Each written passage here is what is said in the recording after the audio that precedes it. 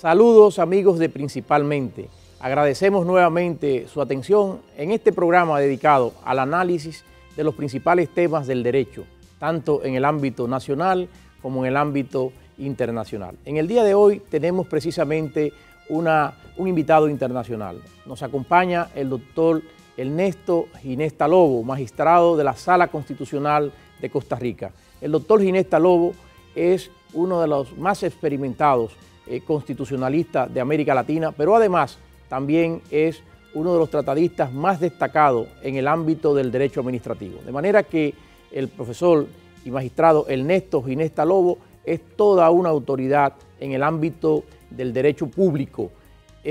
Ha escrito numerosas obras, un tratado extraordinario sobre derecho administrativo, ha escrito sobre temas vinculados con la justicia contenciosa administrativa y está muy próximo a salir su obra sobre derecho procesal constitucional. De manera que para Principalmente es un inmenso honor conversar con una de las autoridades más elevadas de América Latina en el ámbito del derecho público. En breve estaremos conversando con el doctor Ernesto Ginesta Lobo.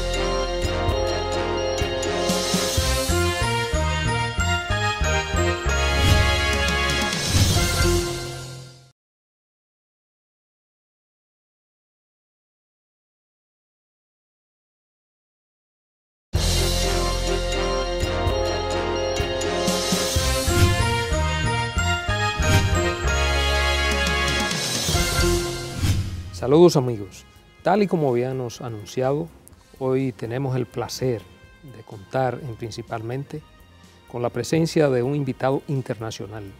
Se trata del magistrado Ernesto Ginesta Lobo, juez de la Corte Suprema de Costa Rica, fundamentalmente de su Sala Constitucional. Con el magistrado trataremos temas de interés tanto para República Dominicana y también tendremos la oportunidad de tratar con él temas relevantes tanto de derecho constitucional, derecho administrativo, así como el desenvolvimiento en la Suprema Corte de Justicia de Costa Rica, básicamente en la sala en que él se desenvuelve como magistrado juez, de aspectos tan importantes como son el recurso de amparo, y otros aspectos que tienen que ver como el control de la convencionalidad, que son temas interesantísimos y que yo sé que van a ser del agrado de la inmensa mayoría de los televidentes de este programa Principalmente, que tiene una gran audiencia que se compone por estudiantes de derecho, abogados y la ciudadanía en sentido general. De manera, magistrado Ernesto, que para nosotros es un verdadero honor contar con su presencia aquí en Principalmente. Un gusto estar por acá. ¿Cómo no? Nosotros sabemos de su gran experiencia por el tiempo que ya usted tiene como juez de la Suprema Corte de Justicia en Costa Rica y sobre todo en una de las salas más activas, que es la Sala Constitucional, que en todo el trayecto que tiene funcionando como Sala Constitucional ha consagrado ya una especie se ha consagrado como un tribunal de garantías en Costa Rica. Tanto es así que tiene una relevancia internacional. Incluso aquí, cuando estábamos debatiendo la reforma constitucional del año 2010, se planteaba seguir el modelo de Costa Rica, dado los grandes éxitos que en los tiempos que tiene operando la Sala Constitucional ha experimentado el pueblo costarricense en términos de lo que es la valoración de lo que son los derechos fundamentales de la sociedad costarricense, garantizada por la cuarta Sala Constitucional del Tribunal Supremo de Costa Rica. ¿Cuál ha sido su experiencia, magistrado, en todo este tiempo que usted tiene como juez de la Suprema Corte de Justicia y específicamente de la Sala Constitucional? Sí, bueno, ya son 12 años de estar ocupando la magistratura constitucional y realmente es un trabajo bastante pesado porque en nuestro país el amparo es un proceso constitucional muy abierto. Hay una legitimación vicaria, cualquier persona puede interponer un amparo en favor de otra, con reglas de acceso a la justicia también muy flexibles, muy espiritual, de tal manera que también procede el amparo por la protección de intereses difusos, corporativos, y esto, bueno, ha disparado el amparo en el sentido que tenemos que entre el 85 y el 87% del total del circulante de la Sala Constitucional son amparos, ¿verdad? Porque además tiene un carácter principal en nuestro país, no es residual, es decir, no hay que discutir previamente el asunto en la sede administrativa o como tampoco acudir a la vía jurisdiccional antes de ir a la Sala Constitucional, pueden ir directamente los ciudadanos y esto pues le ha dado pues una gran apertura al proceso de amparo y la ciudadanía confía plenamente en el proceso de amparo como un mecanismo de protección efectiva de sus derechos y además un mecanismo como lo establece el artículo 25 del Pacto San José, célere, sumario, como debe ser.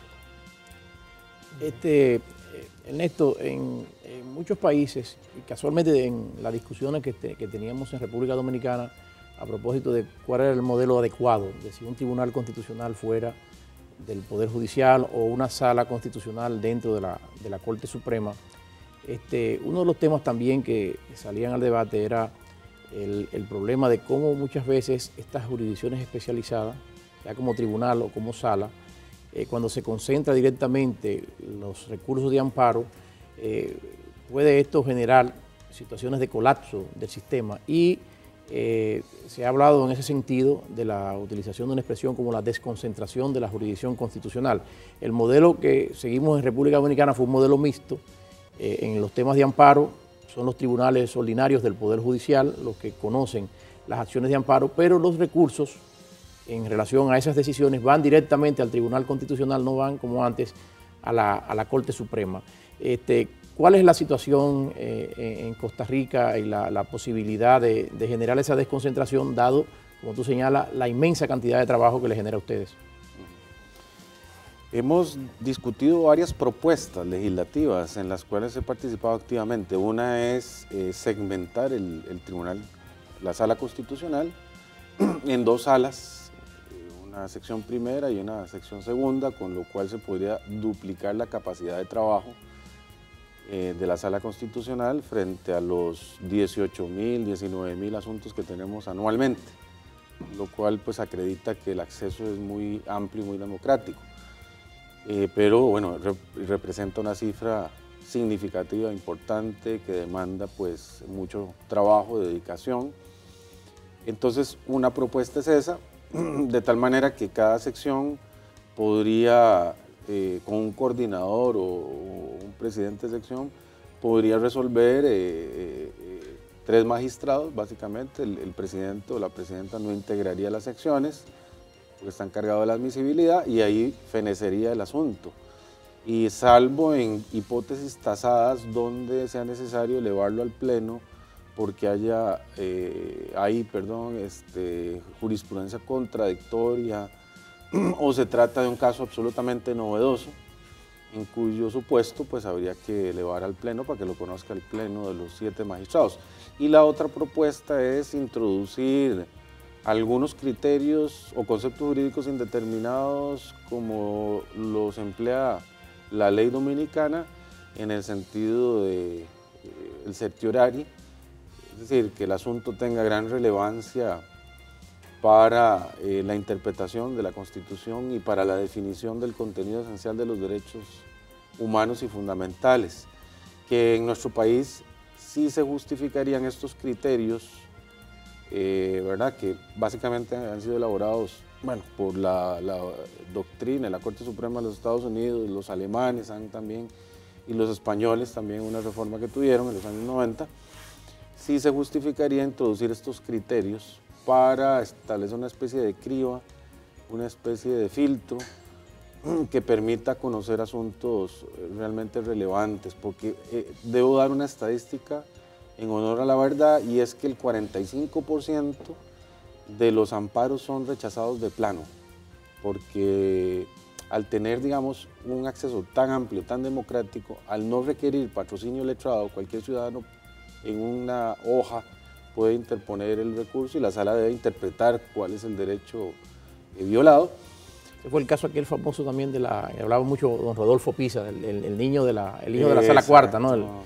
Un papelito, ¿no? Escribió en una hoja de su cuaderno, de borrador de la escuela, pues un recurso para oponerse a un relleno sanitario que no era pues un relleno sanitario en sentido técnico, sino que era un botadero a cielo abierto. Entonces el niño interpuso el amparo y la sala lo acogió y paralizó el botadero a cielo abierto. Pero bueno, de tal manera que estos criterios que utiliza la ley dominicana sí se justifican en nuestro país por ese carácter principal que tiene el amparo. Perfecto, Ernesto. La labor como decía el doctor Jiménez Peña, de la Sala Constitucional de Costa Rica ha sido una labor realmente inmensa, no solamente con los temas de amparo, que de por sí le ha dado una connotación efectiva a lo que son los derechos fundamentales. Derechos sin garantías no sirven de nada, y derechos con garantías deficientes tampoco sirve de nada. Es decir, que cumplan esos presupuestos del artículo 25 del Pacto San José, de la celeridad, la efectividad de recursos, resulta clave. Pero hay temas incluso ya muy novedosos. Estamos en los países en estos mecanismos de integración de las economías, etcétera. En Costa Rica resultó bien polémico todo el tema de la asimilación del Tratado de Libre Comercio con Estados Unidos, del que forma parte de Centroamérica, del que forma parte de la República Dominicana. ¿Cuáles fueron los principales aspectos de esa polémica en torno a la constitucionalidad o no del tema del tratado? Bueno, yo debo decir que este acuerdo multilateral de inversión realmente en nuestro país fue ideologizado y fue satanizado básicamente por la participación de los Estados Unidos. Entonces algunos sectores entendieron que eso representaba, digamos, una intervención en los mercados o en el mercado costarricense de los Estados Unidos, y eso no era ni adecuado ni conveniente. Y bueno, hacían una serie de objeciones a la constitucionalidad o supuestos roces del acuerdo multilateral de inversión con el parámetro de constitucionalidad. Nosotros cuando recordemos que es firmado el acuerdo en el 2004 y Costa Rica hasta el año 2008, a través de un referéndum, una consulta popular, decide efectivamente poner en pleno efecto el TLC.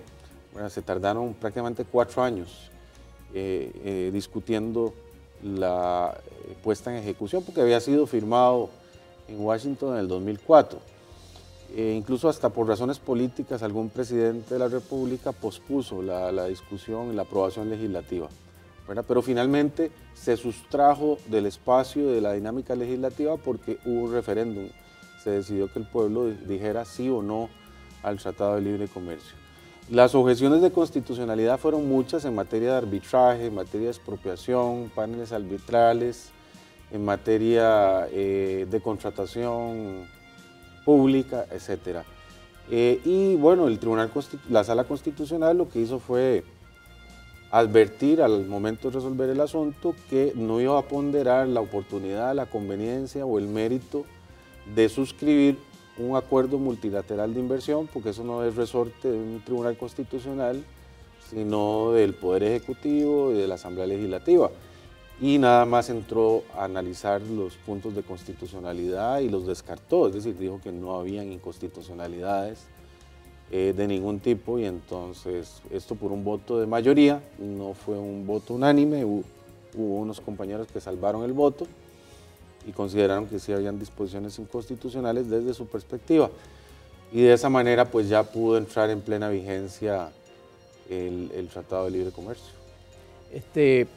Otros aspectos han sido emblemáticos. Recuerdo que una de las primeras cortes o tribunales constitucionales que desglosó lo que es el contenido del debido proceso fue precisamente la Sala Constitucional de Costa Rica. ¿Qué tú nos puedes relatar al respecto del alcance que le ha dado la Sala a este tema? Que en principio la gente lo relacionaba con debido proceso en sede jurisdiccional, en sede de los tribunales, pero realmente la noción del debido proceso se ha ido extendiendo y obviamente forma parte intrínseca del accionar de la administración, de las relaciones entre los ciudadanos y la administración, pero también ha ido extendiéndose en el ámbito de las relaciones privadas, es decir, varias sentencias de la Sala en clubes privados, de expulsión, temas de debido proceso, todo ese tipo de cosas. ¿Pudiera comentarnos algo al respecto? Claro, una de las funciones de todo tribunal constitucional y de las grandes responsabilidades es ir esculpiendo y definiendo el contenido esencial de los derechos fundamentales y de los derechos humanos y sobre todo brindarle lo que se llama una eficacia extensiva a los derechos fundamentales, es decir, hacer interpretaciones que abonen el contenido esencial mínimo de un derecho, es decir, aquel contenido que no se puede detraer, el núcleo duro de un derecho, que si es detraído, si es diezmado, pues pierde la condición o el carácter de ese derecho. Y esto se hace a golpe de sentencia, ¿verdad? Es una cuestión pretoriana, a través de cada pronunciamiento de un tribunal constitucional se va definiendo ese contenido esencial, digo con criterios bastante amplios como el indubio pro homine, indubio pro libertate, siempre haciendo una interpretación en favor de la dignidad de la persona, que es el valor constitucional que le da sustento a todos los derechos fundamentales, y desde luego pues en favor de la libertad con responsabilidad, que debe ser el norte de los ciudadanos de cualquier país. En cuanto al debido proceso, efectivamente, la Sala Constitucional ha ido segregando una doctrina paulatina, ampliando su contenido esencial en el ámbito jurisdiccional, como señalabas tú, Olivo, y luego pues lo hace un traslape de la garantía al ámbito estrictamente administrativo, ¿verdad? Fortaleciendo todas las manifestaciones que pueda tener el debido proceso, desde el tema de una adecuada imputación o traslado de cargos en materia sancionadora, disciplinaria, la posibilidad de acceder al expediente, el acceso al intra de un procedimiento, luego pues el tema de la posibilidad de recurrir efectivamente y expeditamente las resoluciones administrativas, en fin, todos los componentes del debido proceso. Y yo creo que eso ha sido una labor, digamos, progresiva y todavía no está concluida, digamos, en su totalidad. Es decir, poco a poco irá afinándose más ese contenido esencial. Hay una sentencia, una decisión del Tribunal de la Sala Constitucional de la Suprema Corte de Justicia de Costa Rica, que para nosotros aquí en República Dominicana nos pareció emblemática, y es la decisión que tuvo que ver con la habilitación del expresidente de la República de Costa Rica, don Oscar Arias, para poderse postular de nuevo a la presidencia de la República. Creo que es una decisión que obviamente recoge y tiene que ver con la convencionalidad, es decir, es una forma de reconocer un derecho fundamental que hasta el momento constitucionalmente la propia Constitución de Costa Rica no reconocía a aquellos presidentes que de una u otra manera habían participado en procesos presidenciales anteriores a la proclamación de esa nueva Constitución de Costa Rica. ¿Cómo fue tomado esto en el ámbito jurídico de Costa Rica? Una decisión emblemática para nosotros aquí en República Dominicana y que tuvo una gran trascendencia desde el punto de vista constitucional y sobre todo con lo que tiene que ver con el control de la convencionalidad. porque tal y como usted nos decía fuera de cámara, fue una decisión que se tomó tomando como punto de partida lo que establece la Convención de Derechos Humanos. ¿Cómo fueron aquellos debates? ¿Hubo unanimidad en la toma de esa decisión? Que para nosotros es una decisión histórica. Bueno, esta es una pregunta que requiere contextualizar históricamente varias cosas. Primero que todo, la Constitución del 49 costarricense, en su versión originaria, admitía la reelección presidencial de carácter no sucesivo, de tal manera que el constituyente originario optó por esa solución. Estuvo vigente del 49 a el año 1968. En 1968 estaba lo que se llamaba la oposición al Partido Liberación Nacional, que es el partido, digamos, que funda José Figueres Ferrer, que fue quien lideró la revolución del 48 por una serie de cuestiones de reivindicación de libertades electorales y de otras libertades que estaban en entredicho en los regímenes anteriores, y como se proyectaba o se vislumbraba que José Figueres Ferrer llegaría por tercera ocasión a la presidencia de la República, la oposición que estaba en el gobierno en ese momento decide promover una reforma parcial a la Constitución para suprimir la reelección presidencial. Y entonces la reforma finalmente triunfa, pero con una negociación, un transitorio, donde se indica que, vamos a ver, cualquiera de los expresidentes anteriores a 1968 podía optar por una reelección, con lo cual se le abrió la puerta a José Figueres Ferrer. Digamos que eso fue como una especie de acuerdo o de solución política, digamos, ante la envergadura de la reforma, ¿verdad? Porque era acabar con la versión originaria que estaba en la Constitución del 49.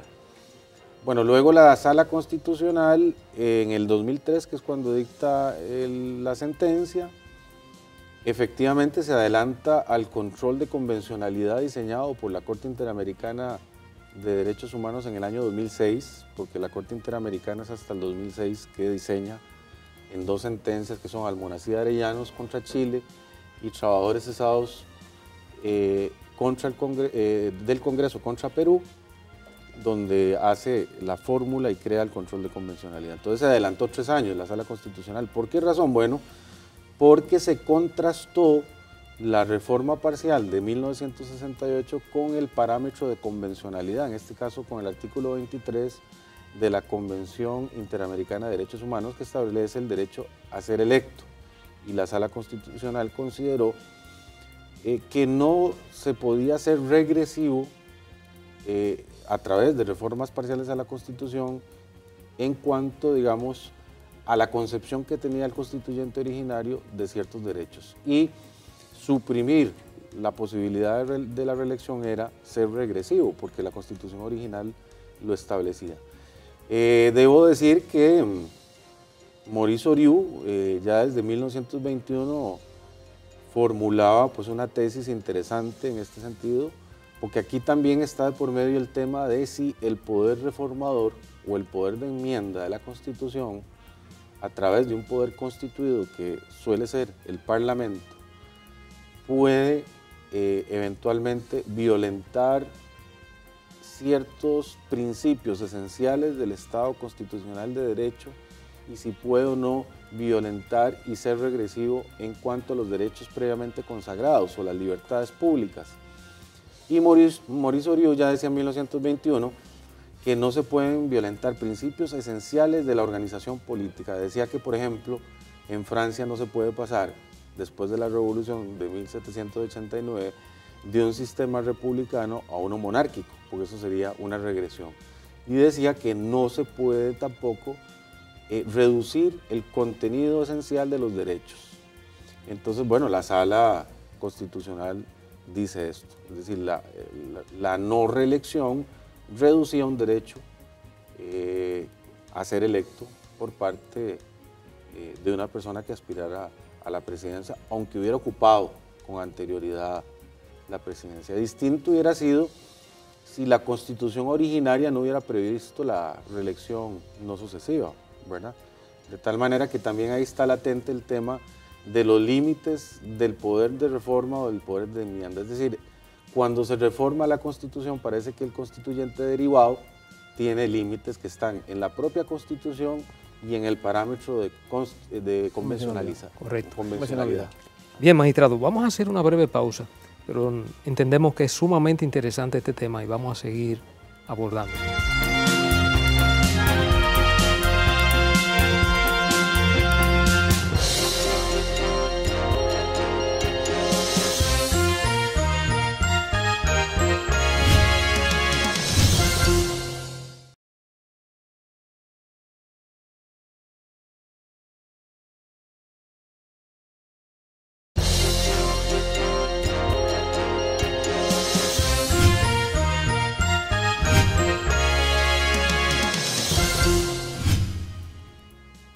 Bien, magistrado, la verdad es que la trascendencia de esa decisión repercutió en toda América Latina.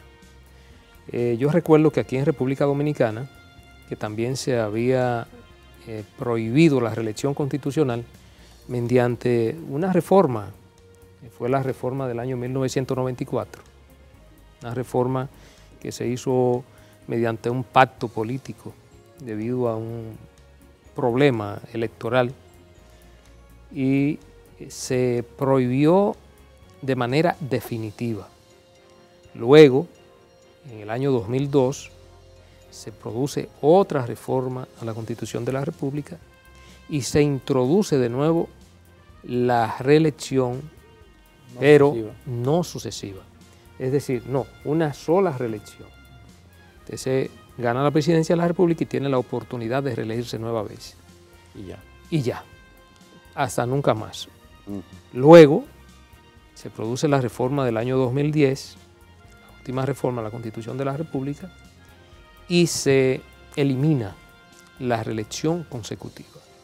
Pero usted obtiene la presidencia de la República, sale de la presidencia y un periodo después usted puede optar de nuevo por la presidencia de la República.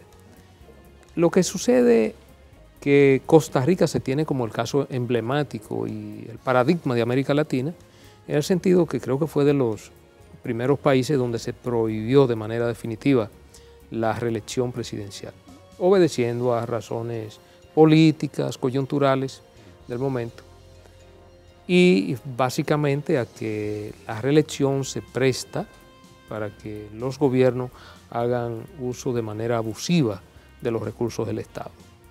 Sin embargo, en la mayoría de las democracias que están afianzadas y maduras, como es el caso de las democracias europeas, existe la reelección de manera indefinida.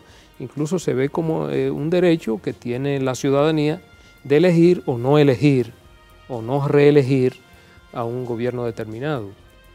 Ahora, esta decisión de la Sala Constitucional de Costa Rica abre la posibilidad de que otros gobernantes que han pasado por el gobierno en Costa Rica, después de haber agotado su mandato, puedan optar por una nueva reelección. Claro,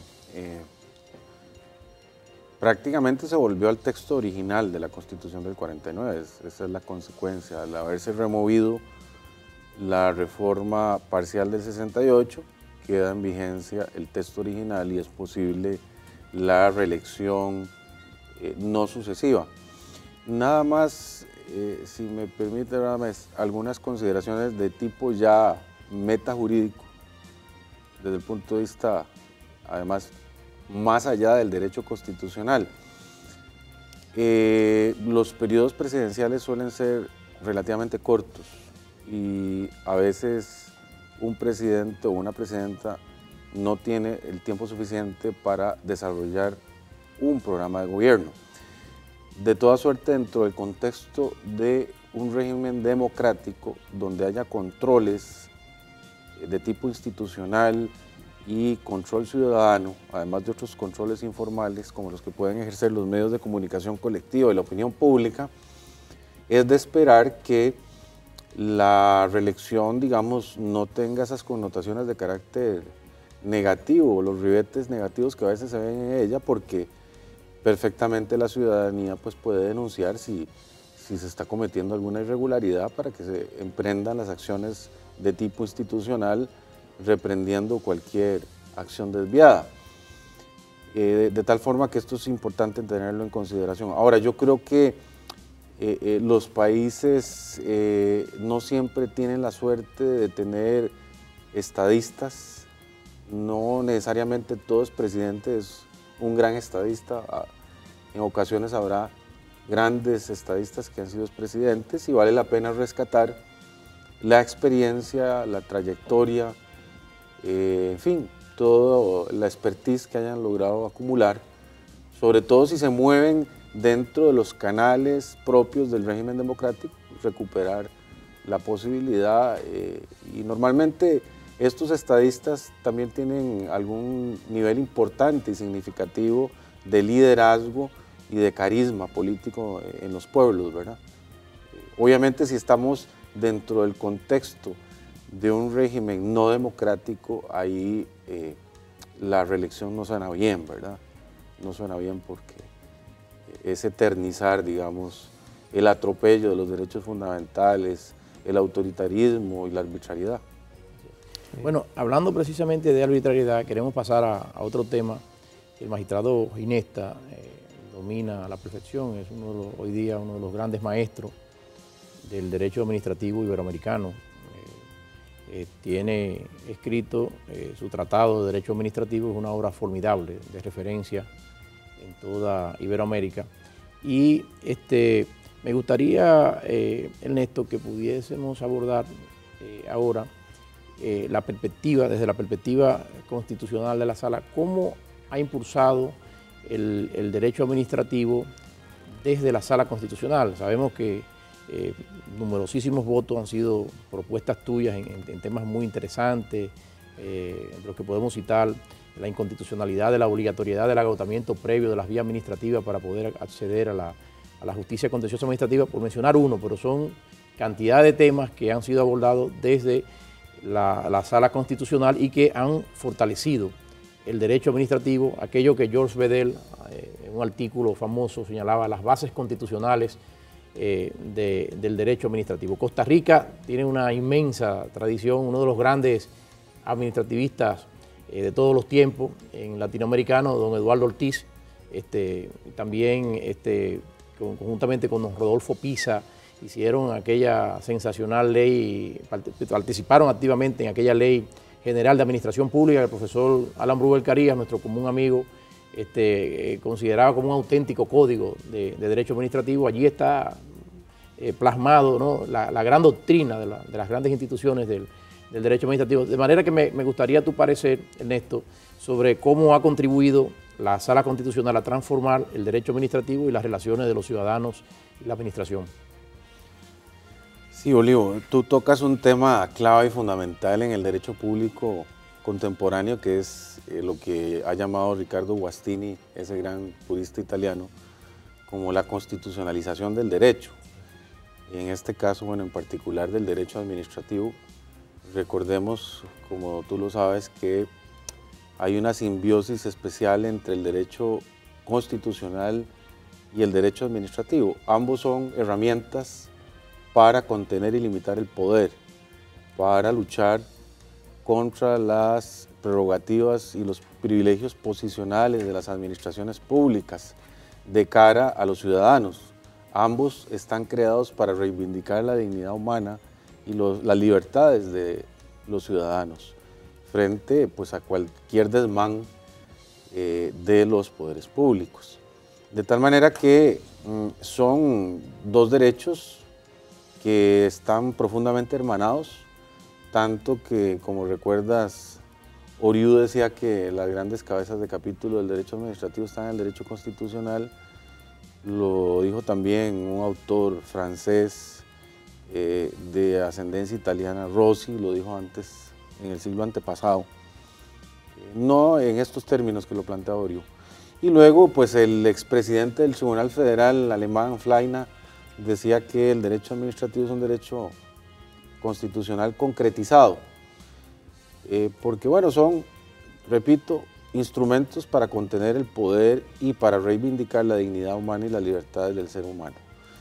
De tal manera que siempre me parece que una de las tareas fundamentales de un tribunal constitucional es ir explorando y desarrollando todo lo que son los derechos de los ciudadanos de cara a los poderes públicos, llámese municipalidad, llámese institución autónoma, administración central, y yo creo que en ese sentido tú has hecho una gran labor, Olivo, en República Dominicana, impulsando pues la ley orgánica y el proyecto de ley de procedimiento administrativo, que va a ser clave para que rija a plenitud el Estado constitucional de derecho en República Dominicana, porque a partir de que la ley del procedimiento administrativo que tú has impulsado con gran esfuerzo y tesón, pues a partir de ese momento el ciudadano estará empoderado y será consciente de todos sus derechos frente a los poderes públicos, y muy probablemente el Tribunal Constitucional y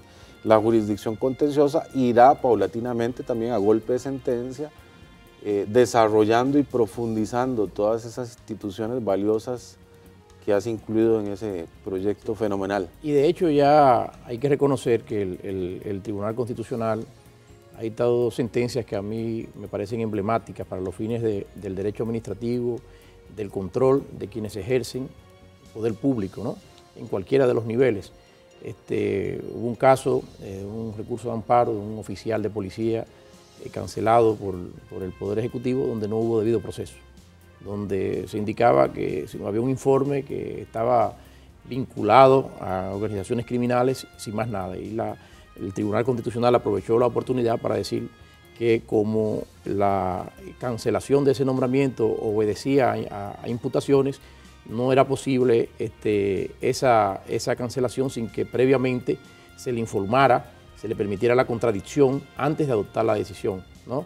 Y también en otra sentencia del Tribunal Constitucional, a propósito de las facultades discrecionales, mucha gente no distingue el tema discrecionalidad y arbitrariedad. O sea, lo discrecional no significa el capricho, lo que yo quiera hacer, está sujeto a una serie de controles, y por ejemplo ha señalado que cuando se trata de decisiones discrecionales donde hay un ámbito de libertad, bueno, pues se extrema allí la exigencia de la motivación. ¿Cómo ha sido visto esto en Costa Rica, la motivación de las decisiones de los órganos de poder público como un requisito básico para la validez de decisiones? Bueno, es uno de los componentes elementales del debido proceso, es decir, las resoluciones y decisiones administrativas no pueden surgir por generación espontánea. Eso sería lo más arbitrario y, digamos, lo más violatorio del Estado constitucional de derecho. Toda autoridad pública debe darse razonablemente a entender, es decir, citar cuáles son los fundamentos fácticos o de hecho y los fundamentos jurídicos que lo llevan a tomar una determinación, y debe ser lo más explícito posible, lo más claro, lo más coherente y racional, porque en esto, bueno, rigen los principios de proporcionalidad, razonabilidad, interdicción de la arbitrariedad, que ahí, bueno, tiene que hacer mucho el Tribunal Constitucional, porque hay que potenciar este tipo de principios y ampliar sus contenidos, el de la interdicción de la arbitrariedad, que está íntimamente relacionado con el deber, la obligación de motivar toda resolución administrativa. La falta de motivación ya por sí misma viola un principio constitucional elemental, que es de la interdicción de la arbitrariedad, un principio hoy universalmente aceptado, que nace en Alemania, es recogido luego en España, en la Constitución española, y ha hecho pues carrera en Latinoamérica. En el caso costarricense ha sido la Sala Constitucional la que ha desarrollado el principio de interdicción de la arbitrariedad. Y la motivación ha sido muy celosa, la Sala Constitucional, en cuanto, digamos, a que sea suficiente, que sea razonable, las administraciones, los poderes públicos tienen que darse a entender a los ciudadanos. Los ciudadanos merecen que reciban una explicación de cuál es el fundamento de la decisión que se toma. Sí, uno de los temas es el problema de los principios. En el ámbito administrativo, sobre todo, hay unos principios que muchas veces entran en tensión, como es el principio de eficacia, lo manda en el caso nuestro el artículo 138 de la Constitución, y el principio de la legalidad, el principio clásico, en la sumisión de todos los órganos de poder público al ordenamiento jurídico. El profesor Santamaría Pastor utiliza una expresión que para mí es muy emblemática, uso mucho con los estudiantes, que dice no puede haber eficacia contra la legalidad, es decir, la eficacia comienza allí donde la legalidad termina, es decir, o sea, tiene que ser eficaz dentro de la legalidad, una forma de compatibilizar todo esto. He visto en uno de los tomos de tu tratado, de 4 tomos hasta el momento, ¿no?, de Derecho Administrativo, en la parte de contratación, y he visto algunos trabajos tuyos hablando de este tema de cómo jugar con a propósito de las contrataciones públicas, ¿no?, la eficacia versus los procedimientos de selección de contratistas. ¿Cómo ha sido perfilado esto en la visión de la Sala Constitucional de Costa Rica? Mira, y en tu opinión como autor, claro, tratadista de derecho. Hay muchos votos, ¿verdad?, de la Sala Constitucional que han insistido mucho en la necesidad de considerar la eficacia y la eficiencia como principios de carácter constitucional que informan el Estatuto Constitucional de las Administraciones Públicas. Porque bueno, antes solo se pensaba en la legalidad y el funcionario público decía, bueno, cumpliendo y ajustándome a la ley, cumplo con mi función, pero no es así. Es decir, los funcionarios públicos deben además ser eficientes y eficaces, y los aparatos públicos, de tal manera que esa es una nueva dimensión que se ha planteado y un nuevo reto para las administraciones públicas. Esto trae causa también de una serie de instrumentos valiosos que todo ordenamiento jurídico debe desarrollar y potenciar, ¿verdad?, que son básicamente la transparencia, la rendición de cuentas. La rendición de cuentas es fundamental para la satisfacción de las necesidades colectivas. Nada hacemos si dotamos a los entes públicos de presupuesto, pero no evaluamos cuál es el rendimiento y cuál es el desempeño que tiene cada ente u órgano público y si cumple bien o no su labor. Es decir, hay que establecer sistemas que permitan calificar anualmente el desempeño y la gestión de una institución autónoma, de una municipalidad, incluso de los propios funcionarios públicos, y que se convierta ese sistema de evaluación y de rendición de cuentas en un mecanismo para estimular a los funcionarios que tengan buenos desempeños y buenos rendimientos, ¿verdad?, como se ha hecho en Chile, donde se les aumenta un 0.0% sobre la base del salario como un reconocimiento a los mejores 100 funcionarios cualificados de una institución, como también pues un mecanismo para replantear los sistemas disciplinarios y sancionatorios, porque el funcionario público que no tenga un buen rendimiento y un buen desempeño debe ser sujeto pues a la potestad disciplinaria para que aprenda a hacerlo. Porque, en último término, como recordarás, Eduardo García Enterría dice que los poderes públicos y las administraciones son organizaciones serviciales, o sea, están creados para servir a la persona, al ser humano, a los ciudadanos. No es que los ciudadanos le servimos a los poderes públicos, no, es todo lo contrario. Lo que pasa es que a veces se pervierte, digamos, esa concepción, ¿verdad? Y el derecho administrativo debe ser no el derecho del poder, sino el derecho de la libertad ciudadana. Magistrado, interesantísimo. Vamos para que usted nos aborde algo que aquí también, cuando estábamos discutiendo la reforma a la Constitución y se planteaba la posibilidad de mantener el cuerpo de la Suprema Corte de Justicia creando una sala, o sea, una sala constitucional, y se hablaba de que eso podría crear fricciones internas dentro del órgano, es decir, dentro de la Suprema Corte de Justicia. Y lo que abogábamos por la creación de un tribunal constitucional dependiente, autónomo, teníamos la certeza de que aunque hubiera en algún momento determinado lo que se llama el choque de trenes, nunca sería tan perceptible como si ese choque de trenes se diera dentro de la propia Suprema Corte de Justicia. Usted que tiene ya una larga trayectoria siendo juez del Tribunal Supremo y específicamente de la Sala Constitucional, ¿cómo han sido el manejo de esas relaciones? Porque si bien es cierto que conviven dentro de un mismo espacio, pueden surgir decisiones de la Sala Constitucional que en cualquier momento, un momento determinado, puedan contravenir decisiones del cuerpo colegiado. ¿Cómo ha sido ese manejo relacional de la Sala Constitucional con el Pleno? Pero me está haciendo seña Lorenzo y esa respuesta usted nos la va a dar después de esta pausa.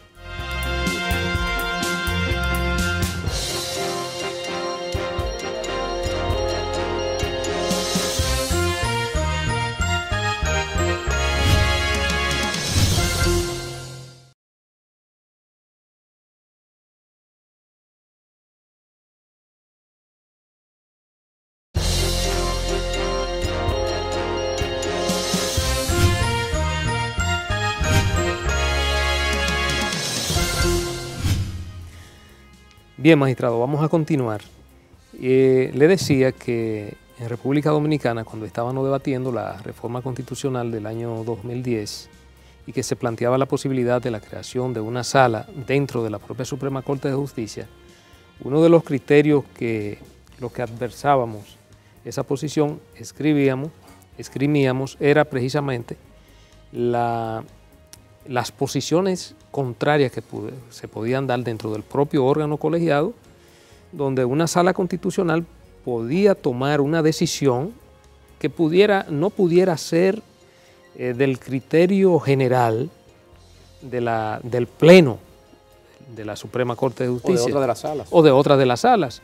Y que entonces eso ciertamente produciría un real choque de trenes dentro del propio órgano colegiado. ¿Cómo se ha manejado esa relación de la Sala Constitucional allá en la Suprema Corte de Justicia de Costa Rica, sin que ello haya creado un resquebrajamiento de las relaciones interpartes de las diferentes salas que componen la Suprema Corte de Justicia y el propio Pleno? Porque ciertamente en materia constitucional la sala tiene la última palabra, incluso no el Pleno de la Suprema Corte de Justicia. ¿Cómo se manejan esas relaciones de poder?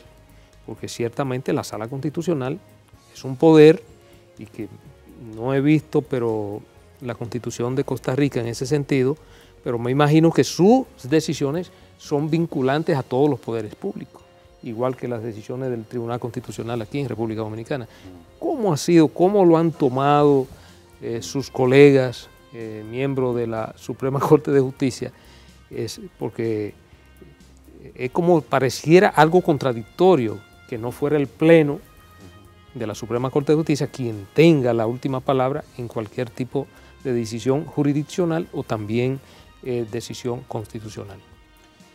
Bueno, ha sido, digamos, una difícil convivencia la que hemos tenido con una sala constitucional adscrita a la Corte Suprema de Justicia. Yo creo que el derrotero tomado por República Dominicana es el óptimo, tener un tribunal constitucional separado de la Corte Suprema de Justicia. Recordemos que la Corte Suprema de Justicia lo que hace es control de legalidad, es un controlador de legalidad ordinaria, y la función de un tribunal constitucional es la de ser un contralor de constitucionalidad y efectivamente hacer la interpretación última y definitiva del parámetro de constitucionalidad, lo que no excluye que todos los jueces ordinarios también interpreten y apliquen la Constitución o incluso cualquier operador jurídico, porque como dice Peter Abele, un gran constitucionalista alemán, pues en realidad lo que existe es una sociedad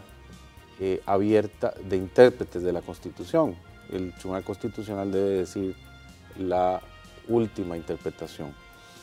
De tal manera que, repito, es una convivencia difícil porque efectivamente se producen fricciones. Debo decir que el control de constitucionalidad en nuestro país es muy amplio, es decir, se puede controlar no solo pues, una norma como una ley, digamos, una ley en sentido formal y material, sino un reglamento. Puede ser un reglamento incluso emitido, como decía Olivo anteriormente, por un poder privado, lo que llama Luigi Ferrajoli los salvajes poderes privados, un club privado que establece una regulación discriminatoria, una asociación que igualmente en sus estatutos tiene alguna norma cuestionable desde el punto de vista constitucional, puede ser residenciado ante la Sala Constitucional. Pero no solo eso, no solo reglamentos, leyes, sino actos sujetos al derecho público. Una resolución administrativa puede ser llevada a la Sala Constitucional. Entiendo que la Constitución Dominicana también admite la posibilidad de impugnar resoluciones, reglamentos y leyes y decretos. De tal manera que nuestra Constitución utiliza una expresión genérica que es cualquier acto sujeto al derecho público. Entonces, cubre todo. Cubre todo, exactamente. Es un control de constitucionalidad universal, plenario, sin fisuras, que le garantiza al ciudadano que no va a haber ningún segmento exento de control. Ni siquiera una resolución administrativa o un acuerdo presidencial está exento del control de constitucionalidad. En otras palabras, no tenemos los famosos actos políticos o de gobierno como un reducto exento del control. Puede ser un acuerdo del presidente de la República o un acuerdo de una comisión legislativa o del pleno legislativo que pueden ser residenciados allá. Un caso emblemático que a propósito de la Sala Constitucional, a propósito de la guerra con Irak, fundado en una serie de principios y valores que informan el sistema costarricense, entre ellos el derecho a la paz, si mal no recuerdo, le ordenó a la presidencia de Costa Rica hacer las gestiones para que la Casa Blanca, ¿no?, sacara de su página web la condición de Costa Rica de aliado, es decir, tema que se residenció. ¿Cómo fue el contexto de aquello, Ernesto? Porque tú participaste en esa decisión.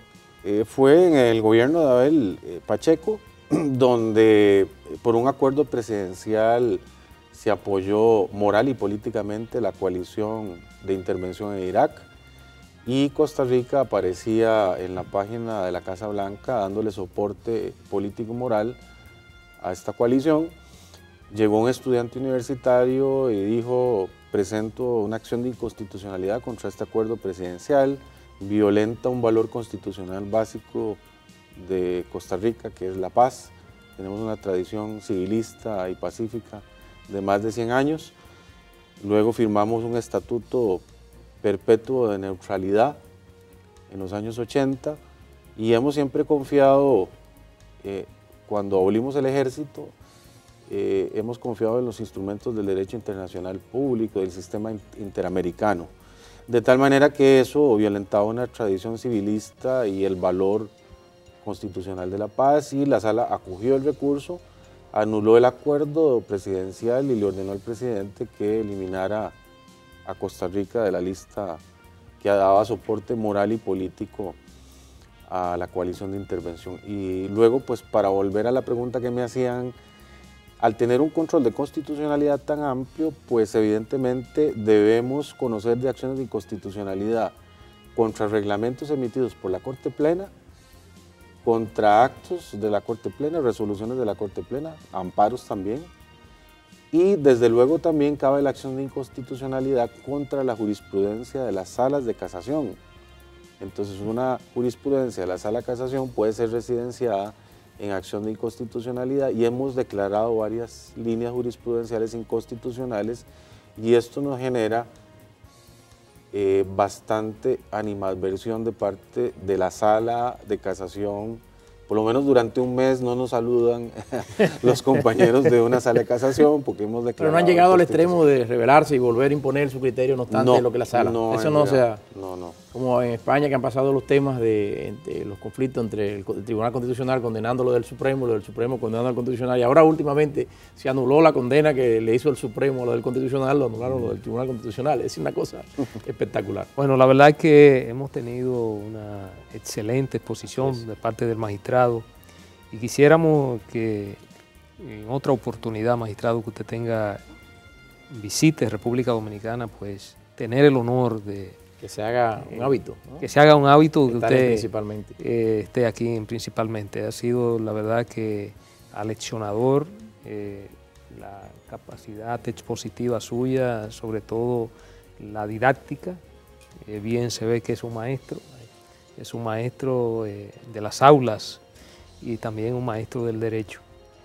Para principalmente, magistrado, ha sido un verdadero honor y esperamos que esta no sea ni la última ni las primeras. Que usted siga cada vez que venga aquí a República Dominicana, nos honre con el honor de compartir estas ideas que yo sé que a todo el público televidente, principalmente que se compone tanto en República Dominicana como internacionalmente, le va a agradar escuchar sus aleccionadoras palabras. Con de manera muchísimo que, gusto estaré muchas gracias. las veces que ustedes lo requieran.